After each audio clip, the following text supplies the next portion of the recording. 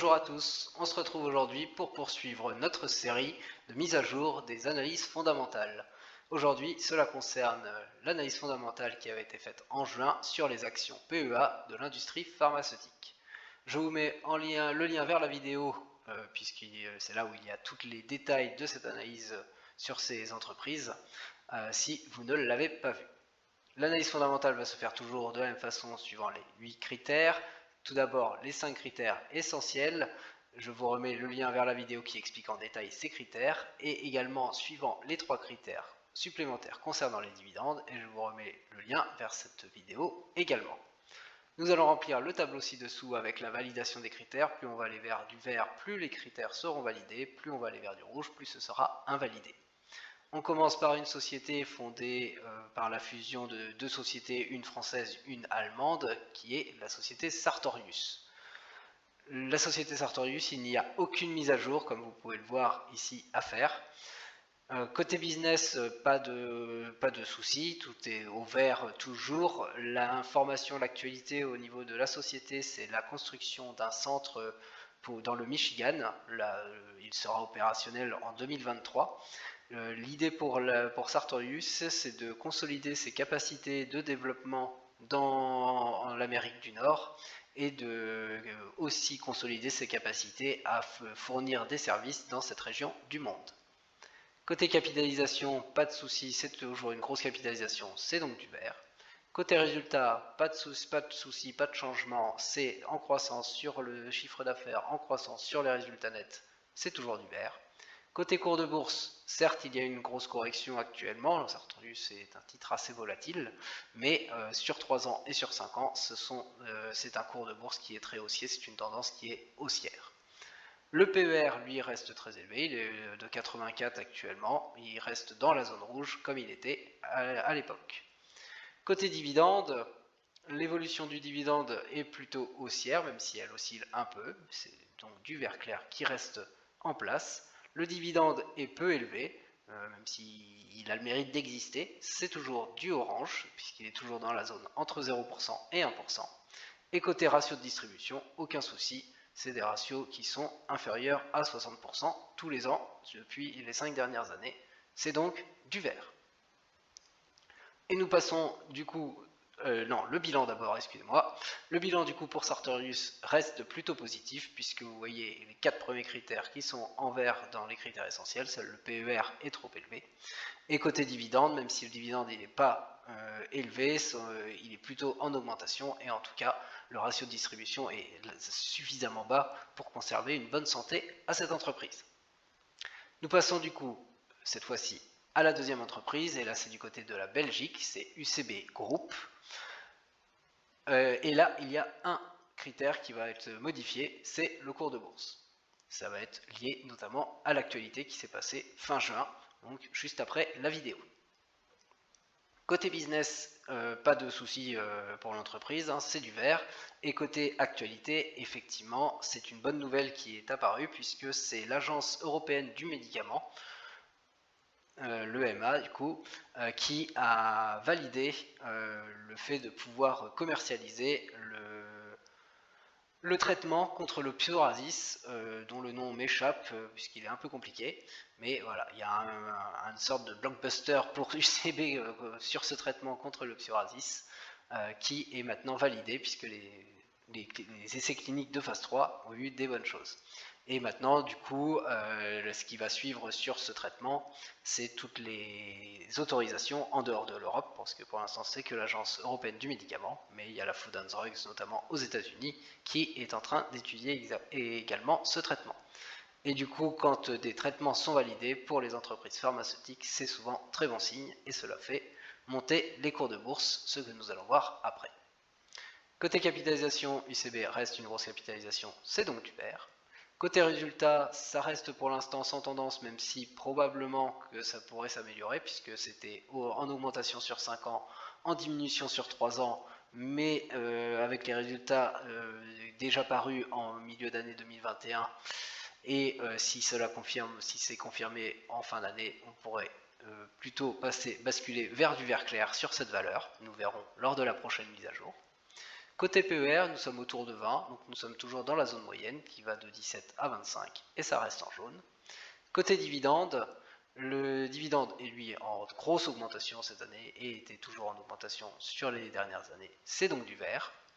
Côté rendement, nous sommes dans la zone entre 1 et 2% et nous sommes donc dans la zone jaune, cela n'a pas changé. Et côté ratio de distribution, c'est toujours inférieur à 60% tous les ans, même très largement, et c'est donc du vert, c'est bien pour la santé de l'entreprise. Mettons donc à jour le seul critère à mettre à jour, qui est le cours de bourse, affiché actuellement en vert clair. Le cours de bourse pour UCB Group s'affiche en vert, il est donc haussier. Vous voyez que la hausse sur 5 ans est de 47,18%, c'est donc une hausse supérieure à 5%. Et sur 3 ans, par rapport au 12 octobre à peu près, là, voilà, nous avons 32,82% de hausse et c'est donc supérieur à 5% sur 5 ans. Nous allons donc passer ce critère en vert alors qu'il était en vert clair avant, puisque vous voyez effectivement que depuis la vidéo qui a été faite courant juin, eh bien, il y a eu toute l'augmentation que nous voyons ici suite à l'acceptation du traitement contre le pluralisme. Voici donc le bilan mis à jour pour UCB avec le critère qui a évolué vers du vert alors qu'il était en vert clair, c'est le cours de bourse qui est un peu plus haussier ces derniers temps. Bilan pour UCB Group positif puisqu'il n'y a pas de critères en dessous du jaune, 2 critères en jaune du côté des critères essentiels, le résultat qui n'était pas haussier, qui augmentait sur 5 ans mais descendait sur 3 ans et sa tendance a plutôt l'air d'aller vers du vert clair, donc c'est plutôt très positif, et le PER qui est dans la zone neutre et donc en jaune. Côté dividende, c'est un dividende moyen mais il est en évolution et le ratio de distribution est très faible, donc c'est très bien pour la santé de l'entreprise pour la préserver. Nous passons du coup du côté de la troisième entreprise, du côté de l'Espagne, il s'agit de Grifols, et là également il y a un seul critère à mettre à jour, il s'agit du PER, qui était en orange, donc le ratio cours sur bénéfice, à l'époque en juin quand j'ai fait la vidéo. Côté business, c'est toujours du vert, tout va bien du côté de l'espagnol Grifols. Il y a même des actualités puisque Grifols va acquérir son concurrent du côté du plasma sanguin qui est Biotest en Allemagne en 2 fois. Mais du coup, l'acquisition est maintenant actée et va se produire. Donc ça, c'est une bonne nouvelle pour Grifols pour ses activités. Et deuxième actualité qui est intéressante, c'est pas direct, mais c'est l'américain Vertex qui a raté son traitement contre une maladie rare qui est le déficit en alpha 1 en antitrypsine. Et du coup, Grifols qui a déjà un traitement depuis bien longtemps sur cette maladie rare, ça lui permet de garder, on va dire, un certain monopole sur les ventes de ce traitement, de vente de cet inhibiteur, ce qui est plutôt très bon pour ses chiffres. Côté capitalisation, Grifols reste une grosse société, une grosse capitalisation boursière, donc c'est toujours du vert, pas de changement de ce côté-là. Côté résultat, c'est toujours plutôt à la hausse sur les 5 dernières années, mais effectivement avec des années où ça fluctue un petit peu, mais la tendance est haussière au niveau du résultat net, c'est pour ça que cela reste en vert clair. Côté cours de bourse, là par contre c'est une tendance qui a augmenté mais qui a rediminué derrière, donc c'est pour ça que c'est une tendance en jaune pour le moment, il n'y a pas de grande tendance, c'est assez neutre, et même depuis juin ça a un peu diminué, c'est pour ça que ça va jouer notamment sur le PER. Côté dividende, le dividende est plutôt en augmentation, même s'il oscille beaucoup, mais donc cela reste du vert clair. Ce dividende est entre 1 et 2% dans la zone moyenne que nous mettons en jaune, cela n'a pas bougé, et le ratio de distribution est toujours très bon tous les ans, c'est pour ça que nous restons aussi sur du vert du côté de ce critère concernant la distribution du dividende. Nous allons donc mettre à jour le critère du PER. Le PER, le ratio cours sur bénéfice pour la société Grifols, est de 20,87. Il se situe donc désormais dans la zone entre 17 et 25, zone que nous affichons en jaune. Et il a donc évolué à la baisse puisqu'il était dans la zone orange et qui est au-dessus des 25. Cela s'explique de 2 façons. Vous voyez que depuis juin, je ne sais pas exactement, mais même si on prend par rapport au 4 juin, il y a eu une baisse du cours de bourse, certes relativement faible, relativement contenue sur plusieurs mois comme ça, mais une baisse quand même, donc forcément Cela fait diminuer ce ratio, le prix d'achat est plus intéressant, et en plus de cela, les résultats parus en juin montrent une hausse du résultat net de 300,29% par rapport à juin 2020, et donc forcément, le PER qui est calculé sur un an glissant de bénéfices sur le cours de bourse sur un an glissant, forcément, cela fait évoluer ce PER à la baisse, d'avoir des bénéfices supplémentaires. C'est donc du jaune. Voici donc le bilan pour la société Grifols avec le PER qui s'améliore et passe du orange au jaune. Du coup, le bilan est positif pour Grifols avec deux critères quand même en jaune du côté des critères essentiels, le PER du coup qui se retrouve en jaune, mais aussi le cours de bourse qui est assez neutre puisque après une bonne évolution, c'est plutôt une bonne diminution ces dernières années, ces derniers temps en tout cas. Côté rendement, le rendement est moyen certes, mais le dividende est en augmentation globalement et le ratio de distribution est très bien maîtrisé, ce qui est bien pour la santé de l'entreprise et pour sa préservation à long terme. Nous passons du côté de la France pour les trois dernières entreprises et nous commençons par la société Ipsen. Du côté d'Ipsen, il n'y a aucun critère à mettre à jour, tout est resté valide par rapport à ce que nous avons vu en juin 2021. Côté business, tout va bien, c'est toujours du vert de ce côté-là. Deux actualités du côté d'Ipsen. Tout d'abord, une mauvaise. La mauvaise actualité, c'est le retrait de son dossier concernant le traitement palovarotène contre les maladies osseuses.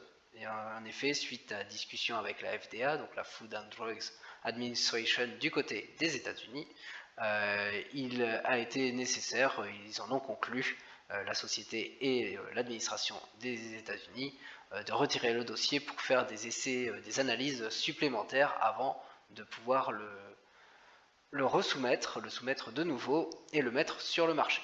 Donc cela va retarder un peu l'échéance. Concernant la deuxième actualité, elle est bien plus reluisante, c'est Ipsen qui a revalorisé et revu largement à la hausse son bénéfice, ses objectifs de bénéfice pour l'année 2021. Donc tout cela est bon pour ses résultats, avec déjà vous voyez un résultat qui était déjà en vert clair, donc tout ça va dans le bon sens.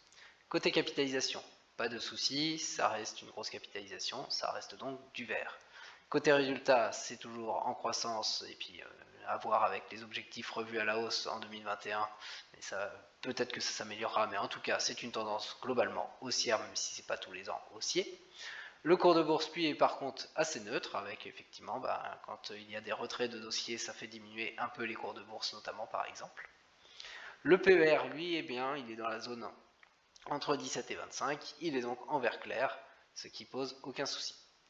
Côté dividende, tout est en jaune, c'est-à-dire que le rendement est moyen, le dividende il est versé par palier, donc ça fait 4 ans que c'est resté au même palier, même si ça a augmenté par rapport à la 5e année, mais quand ça reste constant avec l'inflation, finalement c'est comme si ça diminue un petit peu, donc c'est pour ça qu'avec cette augmentation par palier, nous mettons du jaune, ça pourrait être mis en vert clair, on pourrait le voir comme ça. En tout cas, bon, c'est pas une mauvaise évolution en tant que telle, et puis avec les résultats qui vont aller à la hausse, peut-être qu'Ipsen va annoncer d'autres choses pour son dividende, peut-être l'année prochaine. Côté ratio de distribution, effectivement, ça dépend des résultats des années, donc comme ils maintiennent leur dividende, c'est assez variable, en tout cas pas de grande catastrophe, mais c'est pour ça que nous le pénalisons avec du jaune ici. Du coup, bilan côté Ipsen, le bilan reste positif avec un seul critère parmi les critères essentiels en jaune, il s'agit du cours de bourse, pour le reste c'est du vert ou du vert clair et un dividende qui ne pose pas trop de problèmes, mais il est relativement bien maîtrisé mais pas complètement. Nous passons du côté de Sanofi, où là du côté de Sanofi il y a deux critères à mettre à jour. Le PER, car effectivement la situation a évolué concernant le PER, et le ratio de distribution, là c'est plus moi qui ai trouvé des nouvelles données qui me paraissent meilleures que celles que j'avais auparavant, mais comme je n'en avais pas d'autres, je les ai mis en vert, et donc je vais changer également ce critère avec ces nouvelles données qui me paraissent bien meilleures. Du côté du business, pas de soucis de ce côté-là, c'est toujours du vert pour Sanofi. Là aussi, il y a des nouvelles, deux nouvelles par contre qui vont pas dans le bon sens, puisque c'est d'abord l'abandon de son vaccin ARN messager contre la Covid-19 qui est est abandonnée par Sanofi car la société estime qu'elle arrive trop tard sur le marché. Les premiers vaccins, cela fait bientôt 1 an qu'ils sont sur le marché. En tout cas, l'annonce, c'était il y a 11 mois et la mise sur le marché une dizaine de mois. Et la deuxième information, c'est le laboratoire GSK qui vient, en plus de Sanofi et de Milan, sur le marché du vaccin contre la grippe saisonnière sur le marché français. Donc là, ça lui fait un concurrent supplémentaire du côté de Sanofi. Par contre, Sanofi a annoncé qu'avec l'abandon de son vaccin ARN messager contre la Covid-19, il allait tenter la même technologie, d'utiliser la même technologie contre la grippe saisonnière et faire un vaccin de ce style-là, et les premiers essais sont plutôt concluants. Côté capitalisation, cela reste une grosse capitalisation, cela reste donc du vert pour cette société du CAC 40. Le résultat est plutôt en augmentation, cela reste du vert clair, même si avec les résultats de cette année qui pourraient être moins bien que l'année dernière, on pourrait potentiellement repasser dans une tendance en neutre, en jaune. Nous allons voir ce qui est véritablement fait cette année. Côté cours de bourse, c'est une petite hausse, c'est toujours haussier, c'est toujours un peu moins de 5% par an à chaque fois, que ce soit sur 3 ans, sur 5 ans. Donc c'est du vert clair, cela reste ainsi. Côté dividende, le rendement il est supérieur à 3%, ce qui le met en vert, et le dividende est lui en constante augmentation pour le coup, et c'est donc du vert. Nous allons donc mettre à jour le PER et le ratio de distribution pour Sanofi. Le PER, le ratio cours sur bénéfice pour Sanofi est de 18,22 actuellement. Il se dégrade donc un peu, il augmente un peu puisqu'il était inférieur à 10 et donc dans la zone verte, il passe donc dans la zone jaune puisqu'il est dans la zone entre 10 et 17.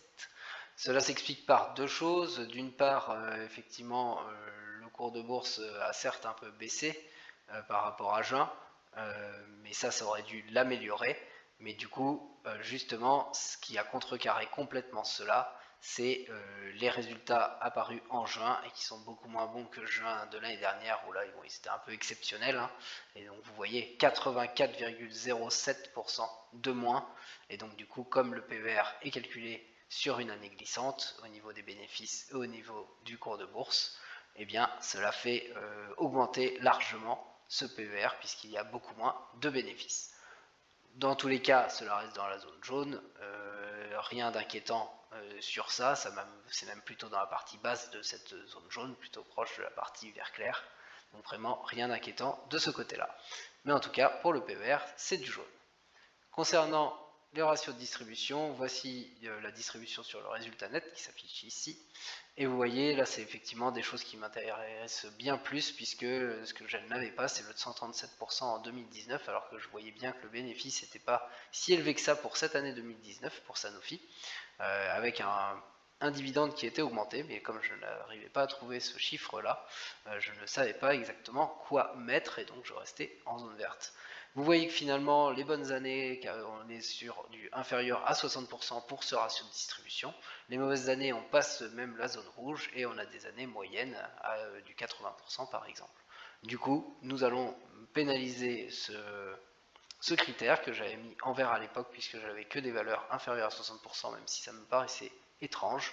Et je vais mettre du coup du jaune, ce qui va être beaucoup plus normal et beaucoup plus représentatif de la réalité, même si là non plus, comme pour le PER, il n'y a rien d'inquiétant. Voici donc le bilan pour Sanofi qui est mis à jour avec le PER qui passe de vert à jaune et le ratio de distribution qui passe lui aussi de vert à jaune, mais là il aurait toujours dû être dans le jaune si les chiffres avaient été bons depuis le début. Dans tous les cas, le bilan reste positif pour Sanofi puisque un seul critère parmi les 5 critères essentiels est en jaune, c'est le PER, et il est de peu dans la zone jaune, il est proche de la zone en vert clair, donc ça pourrait très vite changer, et dans tous les cas, rien d'inquiétant. Les autres critères sont en vert ou en vert clair pour le résultat et le cours de bourse. Côté dividende, le rendement est très élevé, et le dividende est en augmentation année après année, et cela relativement maîtrisé puisqu'il y a des années où certes le ratio de distribution est un peu élevé, mais c'est jamais durable, donc c'est bon pour la stabilité de l'entreprise, la santé financière de cette entreprise. Et j'ai été un peu trop vite quand j'ai parlé tout à l'heure, puisqu'effectivement nous retournons du côté de la Belgique pour la dernière entreprise avec la société Galapagos. Du côté de Galapagos, un critère est à mettre à jour, c'est le cours de bourse. Donc nous allons voir ça tout à l'heure.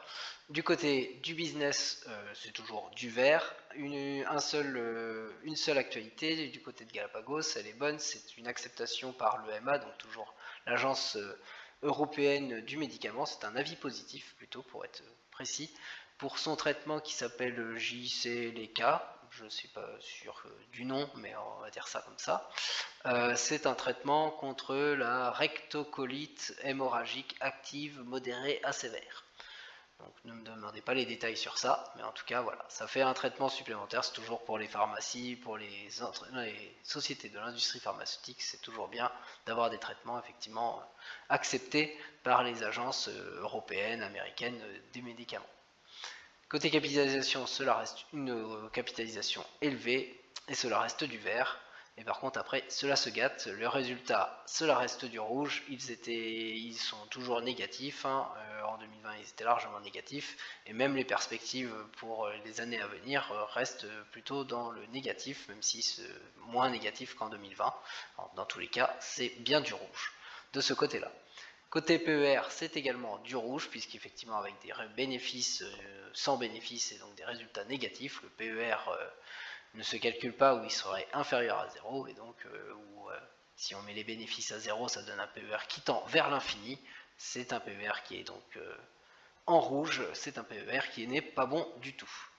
Côté dividende, la société ne verse pas de dividende, j'ai donc affiché les critères et je les laisse en gris, rouge, gris. Gris pour à ne pas considérer l'évolution de ce dividende sur les 5 dernières années, puisqu'il n'y en a pas. Le ratio de distribution à ne pas considérer non plus, puisqu'il n'y a pas de versement de ce dividende. Et comme il n'y a pas de dividende, nous le mettons en rouge, puisque c'est un dividende qui est à, le rendement du dividende est à 0%. Nous allons donc mettre à jour le dernier critère, le cours de bourse. Le cours de bourse s'affiche en rouge et donc baissier. C'est une baisse de 26,63% sur les 5 dernières années, donc un peu plus de 5% par an. Et par rapport au 12 octobre, pour faire 3 ans, c'est 49,51% de baisse, et donc c'est encore plus baissier, donc c'est encore plus que 5% par an de baisse. Dans les deux cas, c'est plus de 5% par an de baisse, donc ça va passer dans la zone rouge, et vous voyez que cela s'explique puisque depuis juin, eh bien, finalement, il n'y a pas eu de support, il n'y a pas eu de tout ça, ça n'a pas arrêté de baisser. Là, par exemple, j'ai pris par rapport au 11 juin, et nous voyons 33,61% de baisse. L'action était déjà pas dans le cours, en tout cas l'évolution du cours de bourse de Galapagos n'était déjà pas bon, et là vous voyez qu'il est dans sa tendance baissière, certes moins baissier que pendant un moment, mais cette tendance ne s'est pas arrêtée pour le moment. La dernière modification qui concerne Galapagos et l'évolution du cours de bourse concernant Galapagos, elle est mauvaise, puisque c'est un passage du jaune au rouge, puisque la tendance baissière a finalement continué davantage d'il y a 5 ans, et donc c'est reparti complètement à la baisse.